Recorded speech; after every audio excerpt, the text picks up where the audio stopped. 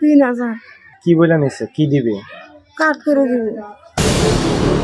কুড়িগ্রামের রাজীবপুরের শতাধিক অসহায় পরিবারের কাছ থেকে ফ্যামিলি কার্ড সহ বিভিন্ন সরকারি বিভিন্ন কার্ড ও সুবিধা পাইয়ে দেওয়ার আশ্বাস দিয়ে বিপুল পরিমাণ অর্থ আত্মসাতের অভিযোগ উঠেছে রাজীবপুর সদর ইউনিয়ন ছাত্রদলের এক নেতার বিরুদ্ধে।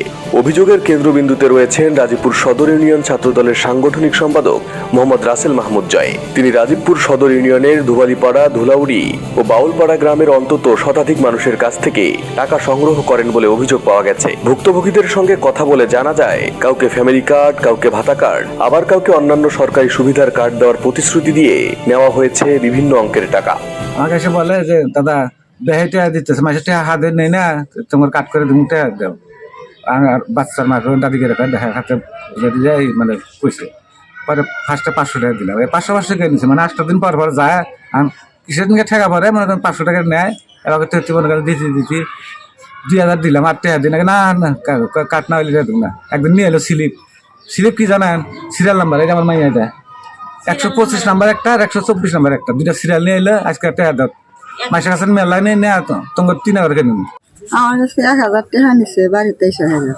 আমি গেছিলাম তো নাম্বার গেলি হলা নাম্বারে ঘুরা দিছি, দিলেও বাড়ি কোন থেকে দেখছে, দেখে আমাকে কয় কি কয় যে চাষি আনানা নাম্বার বাড়তে গেছিলেন, আমার দিয়া হারাইছে, আপনার আইডি কার্ডটা দেন আর মোবাইল নাম্বার দেন আর 1,000 টাকা দেন। ওই রাশেলি নিচ্ছে। কারো কাছ থেকে নেওয়া হয়েছে 250 টাকা, কারো কাছ থেকে নেওয়া হয়েছে 1,000, 2,000, 3,000, এমনকি সর্বোচ্চ 7,000 টাকা পর্যন্ত।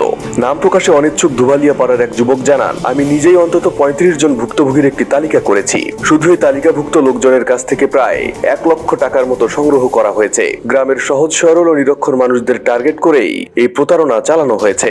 ধুবালিয়া পাড়ায় অন্তত 20 জন ভুক্তভোগীর সঙ্গে কথা বলে একই অভিযোগ পাওয়া গেছে। ভুক্তভোগীদের মধ্যে রয়েছেন জহুরা খাতুন, আম্বিয়া খাতুন, হাবিবুর রহমান, জামাত আলী, লাভলি খাতুন, আখি খাতুন সহ আরো অনেকে। তারা বলেন, কার্ড করে দেওয়ার কথা বলে টাকা নিয়েছে, আজ পর্যন্ত কোনো কার্ড দেয়নি, টাকাও ফেরত দিচ্ছে না। কয়েকজন ভুক্তভোগী আরো জানান, টাকা ফেরত চাইলে অভিযুক্ত রাসেল মাহমুদ জয় তাদের বলেন 12 তারিখে বিএনপি সরকার গঠন করবে, তখন কার্ড দেওয়া হবে।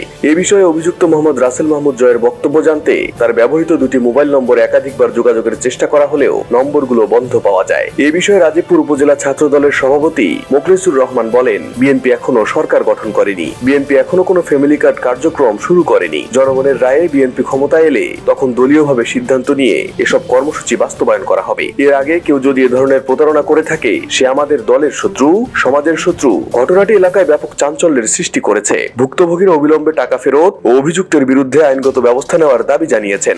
রাকিবুল ইসলাম রকি, ডেস্ক রিপোর্ট। আপনি কি কিছু প্রিন্ট করাতে চান? প্রিন্টস এন্ড কর্পোরেশন আপনার সব প্রিন্টিং সমাধান নিয়ে এসেছে। মগ, পানির বোতল, টি-শার্ট, টাইলস, ফটো ফ্রেম, আমরা সবকিছু প্রিন্ট করি আপনার পছন্দের ডিজাইন, আপনার স্টাইলে। প্রিন্টস এন্ড কর্পোরেশন, আপনার প্রিন্টিং সলিউশন, সব সময় আপনার পাশে।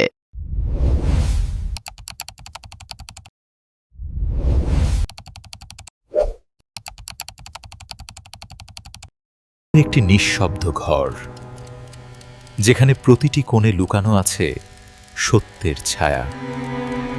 প্রতিটি নিঃশ্বাসে, প্রতিটি নজরে অপরাধের ছায়া লুকিয়ে আছে। আপনি কি খুঁজে পাবেন সত্য? গভীর মনোযোগ, যেখানে প্রতিটি দৃশ্য গুরুত্বপূর্ণ। এখনই দেখুন